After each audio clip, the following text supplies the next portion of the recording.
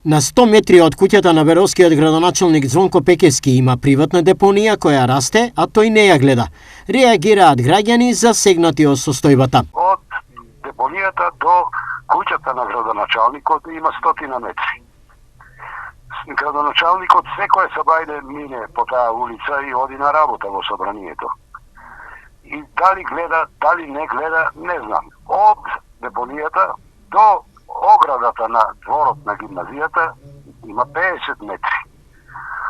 Од депонијата до мојата куќа има 70 метри. Значи страшно е и за децата. Таму се собираат кучиња, мачки на таа депонија. Заразни болести ќе се јават.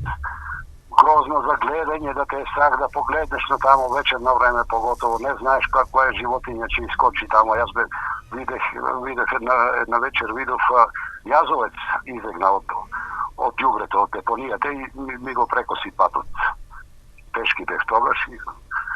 Така да, ако не се превземе, а малку фали некој само една цигара да фрли таму, пошто тоа е книги, најлони, алишта, душеци стари, не знам што нема. За воопшто непристојната гледка, нашиот соговорник реагирал и писмено, на што добил одговор дека проблемот ќе се реши. Напиша ова известие дека ќе се реши проблемот, ама треба да бидат известени полицијата и комуналната установа од Берово. Меѓутоа, еве месеци кусур помина, ништо од тоа нема. Беровскиот инспектор за животна средина Катерина Михајловски го потврди случајот денеска за телевизија Стар и објасни кога и како проблемот ќе се реши. Гледаме да го решиме што е можно побезболно да биде за него, а и што е можно побрзо да се реши за да не е закана за деца поминуваат таму, не е фино, не е убава сликата за градот.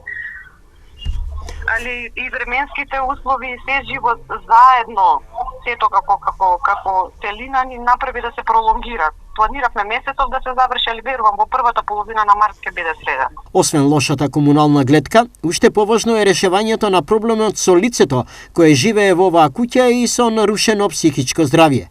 Како и ова ќе се реши? Потребно е негово згрижување и да се реши тој проблем, да се исчисти, да се изнеде решение како да се вдоми и некако да дојде до финанси, до нешто, најверојатно ќе превенираме, ако треба и лекови, нешто, за да се среди целата состојба со него. Во координација институциите, значи социјално, МВР, општина, сите заедно донесен е заклучок во кој што сите институции координирано ќе делуваат во разрешување на проблемот. Односно, прво се пристапи кон изнаоѓање на социјално решение за лицето, бидејќи оценето е и од доктор, мислам дека има мислење дека лицето не е способно да се грижи само за себе. Пристапено кон добивање на лични документи, тоа е веќе добиено до сега. Значи, во полиција успеано да се слика, да се издадат лични документи.